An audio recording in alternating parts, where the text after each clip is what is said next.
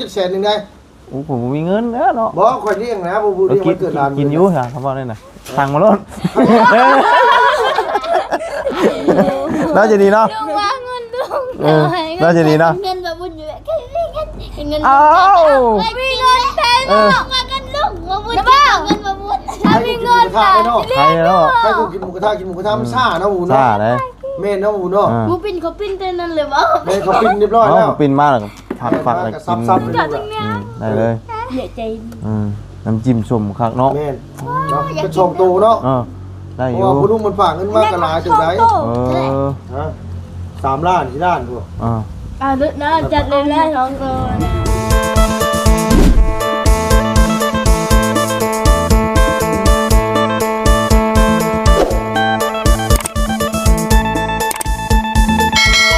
พี่น้องเลยสบายดีพากันบ้านเลยใช่น่ะสิไปใช้บัตรนี่ ไปงาน มียังอยู่ของงานน่ะ มียังเข้างานแต่ซีซื่อ ไปเผางานบ่ให้อยู่พุ่นแน่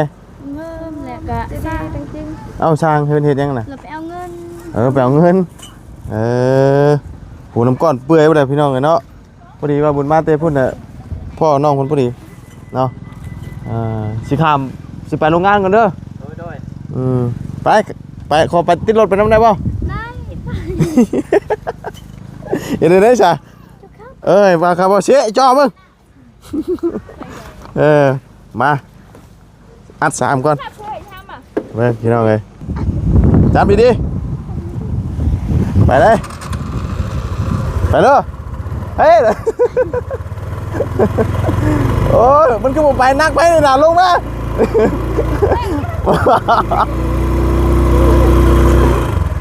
ไก่เกียร์2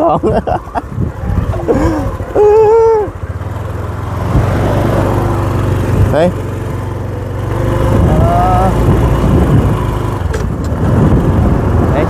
มีรถป่ะรับดีเด้อรับดีเด้อโอ้น้ำก้อนข้าเดียวเปื่อยเลยเนาะเอ้าก็ได้ไปเผาโรงงานมานี่ใช้ยามัน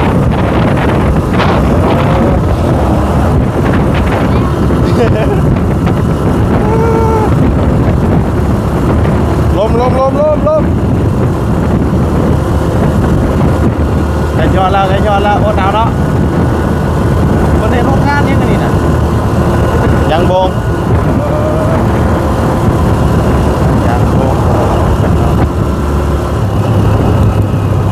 เฮ้ย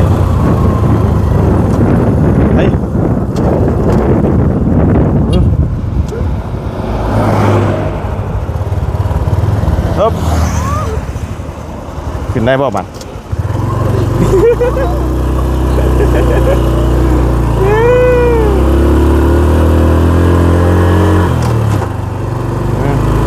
ได้ลุงเนี่ยลุงมีใช้โอ้เป็นครับเนาะเฮ้ย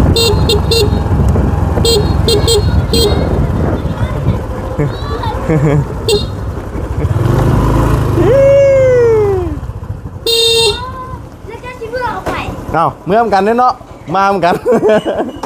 สั่งเปล่าแท้มาพี่น้องเลยเป็นยังไงเนาะสบายดี เฮ้ยยังอยู่ยังไม่ได้อวยสบายดีล่ะเนาะ คุณ ฮะ เนี่ยลูก เฮ้ย สบายดีแม่ สบายดีเอาสบายดีพี่น้องสบาย โดยเพิ่นเฮ็ดยังนั่นอยู่ใน เปิดเลยเนาะ สบายดี ฮะ มาเผาโรงงาน เอาคือมีคนอยู่ มีพลอยไกลแต่ว่ามีน่าจะดี อ๋อเนาะ คุณคือจางก็ โอ้บ่จันทร์น่ะส่งมาได้หั่นบ่จันทร์น่ะซื้อซิมมา ได้เวลาแล้วบ่ ได้เวลาแล้ว โอ้เนาะ โดย หิวข้าว น้ำก้อนเอามาแม่น้ำก้อนล่ะ หิวข้าวพอดีค่อยเนาะ โดย โอ้หิวข้าวแถวบ้านเอาสร้างคุณมาถ่ายยังนะ หาเงินแล้วเรามาหาเงินชื่อนี่มาให้เราน้ำมา ได้เรียบร้อยเนาะ ร้อยแล้ว ที่เห็นเล่นเขาป่าอยู่กี่นี่ฮะแม่นเหรอแม่นอันนั้นเพิ่งมาใส่ก่อน อนแล้วของน้ำนะ ต้นแตกต้นแตนนี่ เพกตั้มด้วยบ่คำมาลงไงบ่เพิ่งไม่ขอดเอาไปใช้งานกับหมู ใช่ก่อนหมู่เนาะมันมาลงขอดนะเพิ่นเอามื้อนี้สิมีงานกินชิ้นอยู่เพื่อนบ่เสียงเนาะบ่จันเพิ่นส่งมาเลยนี่เพิ่นว่าเดี๋ยวจังหน่อยพี่น้องเอ้ยเนาะเบิ่งก่อนดีแหละอัปโหลดคลิป มา นี้ แม่มาเด้อมาเด้อ น้ำบ่าวคือชื่อน้ำบ่าว ฮะ ปอบุญบานป้าคือชื่อน้ำบ่าว โดย ทงนี้ทงน้ำบ่าวคือชื่อน้ำบ่าว โดย เราผลิตบ่ แม่นเพิ่นผลิตให้ FC เพิ่นผลิตให้ตั้งแต่ปีกายนี่จนเหี่ยวเลย นี่หุบปอบุญบานป้าและนี่ก็ ชื่อใหม่ชื่อใหม่อีกวะ ลูกพระหุบไปแน่น ชื่อใหม่อีกวะ วิ่งงาน เขาเห็นอยู่นะ เงินมาใส่บุกแล้ว เนาะเจดีเอ้ยพี่ชายเอ้ย เงิน นอนบ่ มาแม่มาขอมานั่งก่อนมาเรียนมาแล้วเรียนมานี่ก่อน จะได้ เอากินน้ำก่อนเบิ่งไปเอิ้นจะดีไป อ้าวแม่จังเอิญ จงเอิง ช่วยกันโอเคบอกว่าอะไรตั้งเสาเทคานนี่รับ จงเอิง อ้าว เฮ็ดยังไงว้าจงเอิงเฮ้ยคือเฮ็ดเซ็กซี่แท้มื้อนี้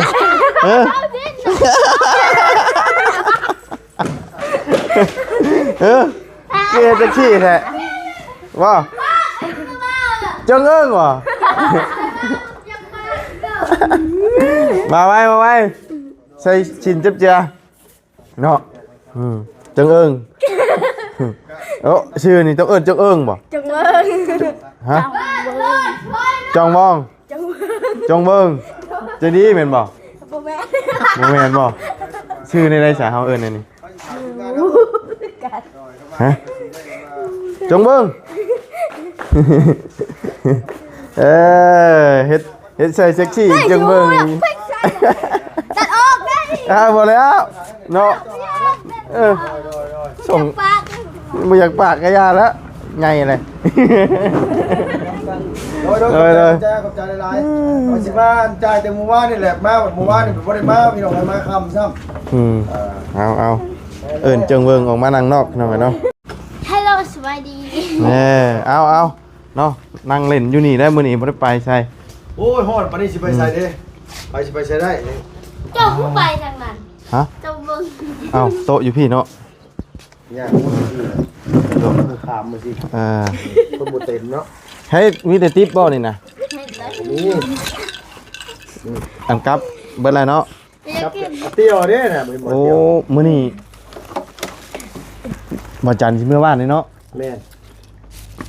เมียบอกว่าให้ซื้อกล้วยฝากใหม่ในเครือนึงแล้วว่ะสิทอดแล้วว่ะ กล้วยอ่ะ กล้วยดิบนี่นะ เมียบ่จันนะ เมียบ่าวนี่นะ อันตัดอันตัดกล้วย หึ อันปวด ได้ตักอ่ะคุณตาไข่ยังกล้วยน่ะ เฮ้ย อัน นี่ ตัดกล้วยไปให้กล้วยบุญ เพิ่นมีแต่ให้ข่อยนะ ไปหา FC นะ ใช่วัน เพิ่นว่าข่อยมาขอทาน มาทานกินเลยคนมาบ่มีแล้วหน่อยแถวนี้เนาะ การไปสวนแล้วก็หาตัดแถวนี้ก็มีอยู่ จะสิมื้อ บ่ระบาวได้เมื่อระบาวสิฝากเมื่อเครือนึงให้ เมื่อทอดบ่ เนื้อทอดมันสุกนั้นมันทอดบ่ได้ มันชุบไปทอดบ่ได้คันกล้วยนี่ชุบจะอะไรก็ต้องบ่ได้มันต้องเอากล้วยห้ามทอดมันจะแซ่บ มันสุกน่ะมันเหนียวเด้มันเหนียวเฮาผ่านบ่ได้ เขาตัดแก่คนนั้นเนาะ บ่แก่น่ะได้อยู่แต่ว่ามัน แก่ต้องกล้วยแก่ แก่ถึกแล้วแต่ว่า มันสุกไวมันฮ้อน ก็บ่ได้แล้ว มันฮ้อนมื้อนั้น เพ น่ะ ราะว่าเขาทอดมันก็บ่กรอบ ซื้อลุงว่าซื้อตัวเองพ่อจะซื้อตัว นั่น เอ แหละ งเนาะ เนาะว่าบ่จันทร์สิเมื่อว่าสิจักเครือนึงได้ฝากแล้วเมื่อให้เมียว่าอยากทอดกินมันแซ่บแล้วอ่ะ แม่นผมบอกอยู่คันของมีเฮ็ดได้เฮือนได้อย่างนี้เพราะว่าทอดกล้วยขายก็ได้ขายนะหูเนาะ ได้ ได้เงินน่ะ แต่เฮาสิทอดอยู่บ้านนี่ก็ได้อยู่นะมันมีไปทอดได้ แม่น แต่ว่ามันก็ต้องใช้เวลาแต่แล้วก็ต้องทนร้อนแน่ บ่คือแบบว่าคือแบบนี้นะหูแบบว่าคันคือของมีนี่ว่า1มาเราบ่ได้ซื้อกล้วย แม่น แบบว่า ลง ของมา ลงทุนแต่น้ำมัน ลงทุนแต่น้ำมันกับน้ำตาลบางเทื่อก็บางเจ้าเขาก็บ่ใช้น้ำตาลก็มี น้ำตาลนี่เฮาบ่ใส่ลายปานนั้น นั่นแม่นเนาะ เอาเคี่ยวน้ำตาลกับน้ำโล2โลนี่ใส่ก็ได้นะพี่น้องแต่เฮาเฮ็ดมัดหนึง70ถุงเนาะผมเนาะไปขาย80หรือว่า70สิเนาะ เอาเฮ็ดเป็นพ่วงไปขาย พว ส่ ง ง ละ เนาะ 10,000บ่แม่นพวงละ10ถุง 10ถุงเขาก็เอาน้ำเขา70ให้เขาไปกินกำไร30สินะแบบนั้นเขาขายถุงละ 10,000 แม่นบ่ล่ะ แม่น ถ้าสมมุติว่ามันมีส่งจาก25นี่ก็มื้อนึงก็โอ้ ได้อยู่นะ ได้หลายไหน เพราะว่าเขาได้ยินอหย่างว่าบ้านบ่าวน้อยเชียงรายนี่เราว่าเฮ็ดกล้วยส่งทีละจนรวยแล้วอ่ะ รวยเด้อ เฮ็ดตั้งแต่นั้นมาหลายปี เนาะ ทอดกล้วยนะ แต่ว่าส่งสวรรค์ส่งข้ามไทยยังได้เลยกล้วยทอดนี่น่ะ ได้เป็นหยัง โดย มันเฮาเฮ็ดได้ แต่ว่าเฮามีหันค่าแล้วเฮาฝากรถเมล์ลงไปสวรรค์เอาไปลงไปเองเฮาสินะครับแบบเอาลงไปฝากไปแล้วก็ทานนั้นทานนี่ให้เขามาเอาสินะมันง่ายได้ เพราะว่ากล้วยนี่มันบ่ได้เฮ็ดหยังหลายเนาะ แม่น มีแต่ทอดซื่อ มีแต่ทอด ๆมีทอด ไฟอุณหภูมิเฮานี่แหละคันเฮาทอดแก๊สแห้งคักมันปรับได้เด้อ แม่น เขาจอดให้ทอดแก๊สบ่ บ่เตาถ่าน อ๋อเตาถ่านก็ได้ เพราะว่าช่วงนี้แก๊สมันก็เบิดคือกันกับน้ำมัน โหดคือกันนี่ แม่นปิดได้อันว่ามองไปเติมอยู่เชโน่น่ะ โอ้ขนาดนั้นยังปิดเลย อ่ะ เออ บ่อันท่านว่าเฮาไปเติมอยู่ในปั๊มเลยนะ เออ ปิดแล้ว เออ มันเบิดเด้มันมีแก๊สเขาฝากเติมน่าจะได้อยู่อันแรกก็เลยทานกับว่าสิเอามาว่านี่เหลืออยู่3-4ชอบก็เลยว่าให้เมียใส่ซะว่า คือว่าเพื่อนของมีนิดนึงมาเรามีสวนกล้วยเองเนาะหูเนาะ แม่น ลงทุนแค่ซื้อน้ำมันลงทุนน้ำตาลกับเหือแห้งหันลูกหลานเลิกเรียนมากให้จ้างเขาเจ้าพานเนาะ แม่น มื้อละ10-20,000นี่กันช่วยกัน ทานใส่บักนาวให้มันเละ ใช้น้ำเกลือ อืม ทายังทางหนาว เอาน้ำเกลือน้ำบักนาว น้ำบักนาวเลยลูก เวลาเอา เอา หั่น ใช้น้ำบักนาว เอาให้มันเละ ไม่ให้มันแหล่ไง บ่ให้เละคือคนน่ะนะ อ่า โอเค มันเกยมาเลยเออ เอากระบีบน้ำเกลือแล้วกับน้ำบักนาวกับน้ำเกลือใส่ผสมกันใส่กระซ้ำหั่น น้อย แล้วแก้กล้วยเขากระถิ่มลงไปหั่นแก้กล้วยไปหน้าฝาแล้วก็ต้องให้มันลงน้ำหั่น มันไม่ชมอ่ะ โมโซ ชมว่าชาอันน้ำบ่าวมาให้กินบ้านนี่ มันไม่ให้มันหนาว หาวกระเซ่ซื่อๆบ่ให้มันด ลุงสิทอดอยู่เพื่อนเมื่อไหร่กระสุนป่ะจ้ะก็ลูกก็ใส่น้ำบักนาวใส่น้ำเกลือ ำว้า มา มันไม่เห็น บ่เห็น เทียนย่างเจ้าน่ะแบบ นั่งหน้าบูดอยู่ดิ เออ เออ มันไม่เห็นนะ เออ ก็คอยคิดว่าบ่ฮู้บ่ เห็นได้เห็นบ่ได้น่ะ ว่ามันจะเห็นมันจะจับอ่ะมันจะเอากล้วยมันบี้ใส่นั่น เออ เขาใส่พวกเมีย เป๊ะยังวะเป๊ะบ่ยัง บึ้ง เบ้อบ่ยังกินนี่นะ บู เอาเรื่อยให้แล้วเนี่ยเอาเรื่อยให้เลย ว่าไป ได้สิให้เนาะจะดีเนาะ ให้ เอาขาวขึ้นไปยังไงเนี่ย ให้ให้แล้วว่าวันนี้สิให้นะเอ๊ะเอ๊ะสิให้นะสิให้นะเอ๊ะสิให้นะเอ๊ะ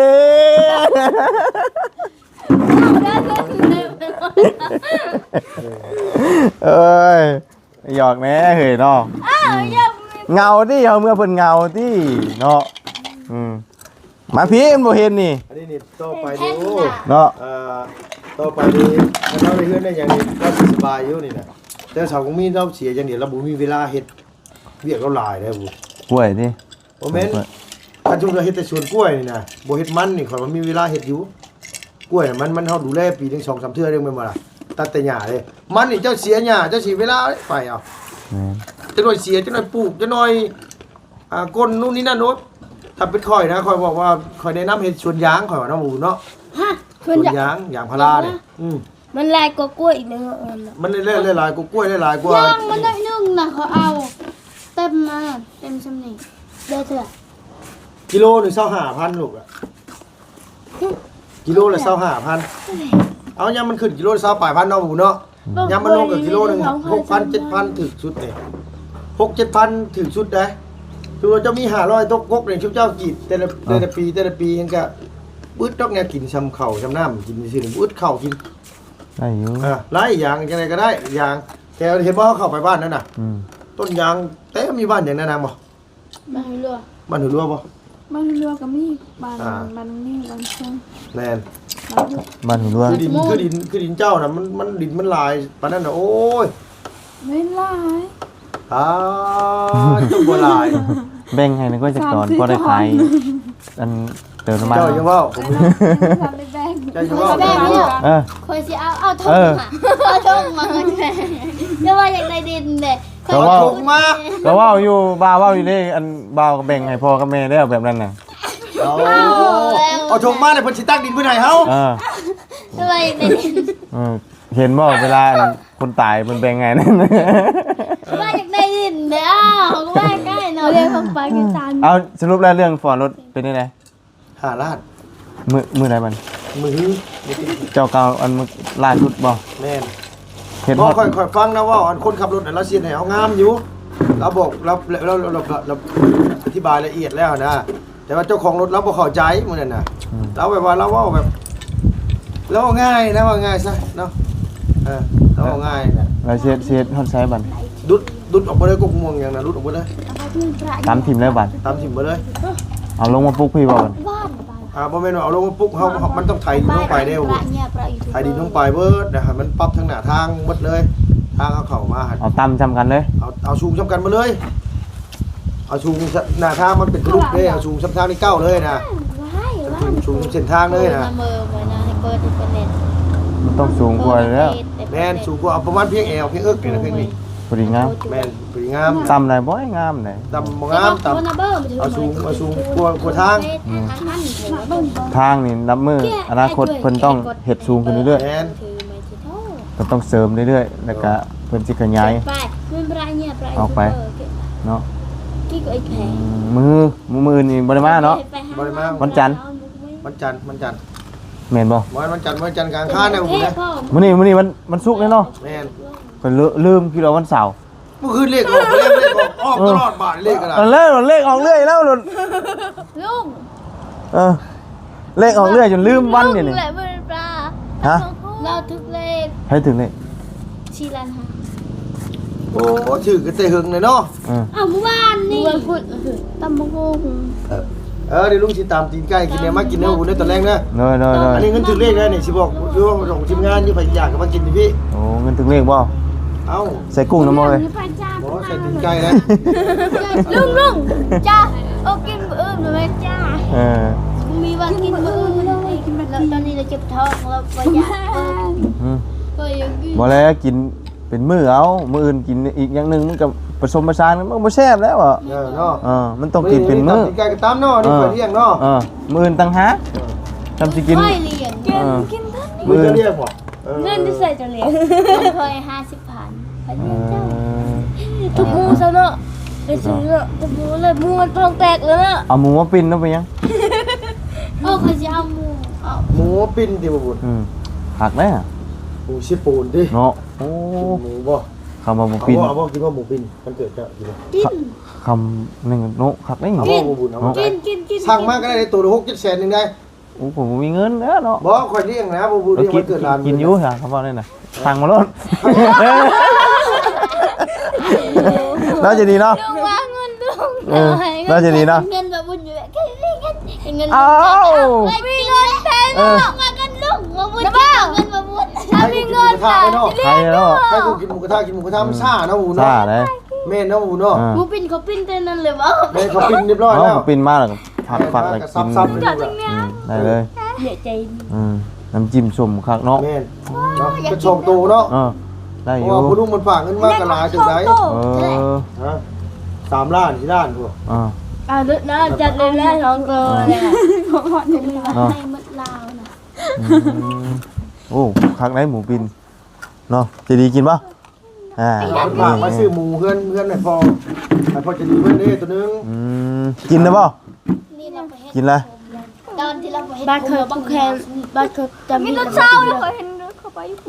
มันยุ่งดิดูเพื่อนดาว ที่ผมยาวบ่ ปลาดาวเขาไปกินน้ำ ไปกินน้ำมื้อนี้นะกินน้ำสาบานป่ะ ใจ มื้อนี้ป่ะ เบ้าตัวถอยเมื่อยอาทุก มีภายในกิน ตอนลุง ใครเป็นคนไป ตอนลุงมันผิดลุงให้เงิน พ่อเจ้าว่าเป็นคนกินพ่อเจ้าเหรอวะ เราไปเล่นเศร้า เมียนป่ะ เรามัน กินน้ำนี่ต้องเป็นพ่อจะดีป่ะหรือว่ากินทั้งพ่อทั้งแม่ แม่เราไม่ได้ไปเฮ็ด ไปก็ได้ ไล่ แต่ว่ากินนี่ต้องเป็นพ่อ พ่อก็ได้แม่ก็ได้ ไปใช่น่ะ เอากินน้ำสาบานนี่ เอากินน้ำสบายเรื่องเงี้ยคุณน่ะ เอาอันเพิ่นมานี่แล้ว อ อ๋อว่าเฮาบ่ได้เป็นคนบ่ดีหยังสิบ่บ่ได้เป็นนั่นเป็น ขี้รักขี้เล่มอิหยังเพิ่นเว้าครับแบบว่ากินก็คือคนหมู่บ้านบ้านเฮาตะกี้เพิ่นเล่าให้ฟังแล้ว แต่ว่าตัวนี้น่ะเห็นบ่เวลาอันท้องไข่มาผู้ใดนั่นน่ะเพิ่นก็ว่ากินน้ำสาบานตั้งแต่พ่อแต่แม่หั่นเด้เพิ่นว่าอยู่สิผลกรรมมันสิมาตามลูกตามหลาน มันไผยังสั่งยังเครียดกันยังบ่มีหยัง นั่นแหละ กินน้ำโต๊ะตายเลย ตาย ใคร เนาะ ที่ยังตายแท้บ่อิจฉา จะได้เห็นบ่ แท้เนาะตายแท้เนาะเครื่องสาบาน มี เนาะ ตาบอมว่าอย่างนี้เลย เห็นคนตายแต่ละคนบ่เห็นมาปลอมจักคนดิอืม ตายก็เท่เลยเนาะแต่เก่าเนาะ ไปตายก็คือว่าบ่ได้เห็นกลับมา เลย เออ เรื่องเรียน ตกลงเนาะเดี๋ยวถามเอาสรุปเปลี่ยนมาจากหมูกระทะไปกินหมูปิ้นบ่เอาหมูปิ้นเนาะก็สั่งได้บูสั่งได้น่ะ จักแล้วข่อยบ่ฮู้แล้วเจ้าเว้าเองเนาะว่ามันมีข่อยบ่ฮู้ บ่เคยเห็นในเพจนะ ในเฟซมันอยู่ใช้บัดนี้ เชฟโกนี่แหละ บ่เฮาต้องไปถามคนขายหมูเลย มีเบอร์แล้วบ่ บ่มี คันมีเบอร์แล้วนะเฮาโทรไปแล้วเพิ่นเฮ็ดให้เลย เขาสั่งไว้เนาะ อ่า ตัวแรกเนี่ยมื้ออื่นเนี่ยเฮาลงไปซื้อเค้กร้านเนี่ยเอาขึ้น อั มาน เล แม่ ย นเฮาต้องนัดว่าเวลาจักโมงให้เพิ่นเฮ็ดให้ประมาณจักโมงเฮาไปเอาสินะ เนาะ อืม เออ บ่ยะเออ มีไผจะมีเบอร์ไผทั้งนั้น บ่คิดว่าจันทร์เมื่อไหร่คิดว่าเพิ่นยังขายให้เพิ่นขอเบอร์ให้สิเนาะเพิ่นยังเพิ่นเก็บได้เนาะ บอกไปว่าบ่ยากนะแบบว่าเฮาให้ว่าจันถามให้แล้วก็ถามคนขายเท่านั้นนะว่าไผขายหมูปิ้นอยู่เซโปน เนี่ยให้เราเอาเบอร์เนาะ ให้เราเอาเบอร์ได้ส่งมาให้เฮา แม่นเวลาละเมื่อเนาะ แม่น ลองเบิ่งครับบ่ได้ก็จัง เพ ว่า ราะ กัน ว่า เนาะ เอาจัก2ตัวละ800,000นี่ก็ล้านหกนะ ตัวละมันก็สิใหญ่เต็มที่เนาะ โอ้ใหญ่เด้อตัวละ800,000เขาเห็นเขารีวิวใหญ่เด้อหมูเลยหมูปิ้นเซโปน โอ้คักเด้น้อย น้อยน้ำจิ้มส้มๆโอ้ดีแล้วเอิ้นมากินหมดแถวนั้นเพราะว่าเพิ่นบอกว่าเอิ้นมาเฮือนสาวเฮือนสาวลาเฮือนแม่ตรีเฮือนแม่ตะคิงเฮือนปออันนั้นไก่ ถ้ากินหมูกระทะนี่มันใช้เวลาโดน ใช้เวลาโดนในการเกี่ยวกันญาติกันอีก มันยุ่งยาก ถ้วยบวง บุญก็บ่ดีกว่าก็ค่อยอุกใจอยู่คือกิน แม่น มากกว่าญาติ มันบ่คือกินอยู่ห้าน แม่นมันคือกินอยู่ห้านจากนั้นคันว่าสิพากันไปกินอยู่ห้านบ่เลย กินอยู่ห้านมันบ่ถ่ายคลิปมันอย่างยาก บ่กันข้างเฮือนเฮาน่ะบ่เป็นหยังอันนั้นมันเป็นหมูจุ๊บ มันเหมือนบ่คักบ่ได้นะ เนาะ มันบ่อินแบบคือนั้น อ่า มันมีแต่อย่างเดียว แม่นมันบ่มีหมูกระทะบ่มีหยังเนาะ อืม กุ้งกึ่งก็บ่มี แม่ มีแต่สิ้นละอันที่จุ่มไปซื่ออันนี้ก็บ่อยากอีกแล้วว่ากินได้แล้วว่ะ อืม หมูปิ้นเนาะให้น้ำมือเนาะได้ว่าหมูปิ้นแล้วก็เค้กพี่น้องเอ้ย แต่ว่าต้องหาก่อนว่าได้บ่หมูปิ้นเนาะ โดยคันบ่ได้ก็ตัวมาแล้ว อืม อ่า บ่คักได้คำได้กินหมูปิ้น โดย ต้อง จะ2ตัว กินฮอดเมียเด้บาดเมียก็อยากกินหมูปิ้นอยู่ น้าบ้านบอก ขอขาหนึ่งนะ มีเป๊ปซี่นี่เมียเรายิ้มแซ่บเดี๋ยวมาแบบนั้นบอก โอ้บ่หลายว่าเราไปปวดท้องได้ข่อย ป้าไปอันน่ะหากินข้าวได้ว่าจันทร์ถามได้จุว่านัดเที่ยงเราสิเดินทางมื้อนี้เนาะ แม่น จังหวัดเด้งของได้จักพี่น้องไอ้กล้องกับมันฮ้อนจ้ำเนาะ แม่น ป้าพี่น้องจังไดก็พบเจอกันใหม่เนาะสบายดีเด้อไปจังหวัดเด้งของได้จักพี่น้องเอ้ยหมอแต่ว่าเนาะ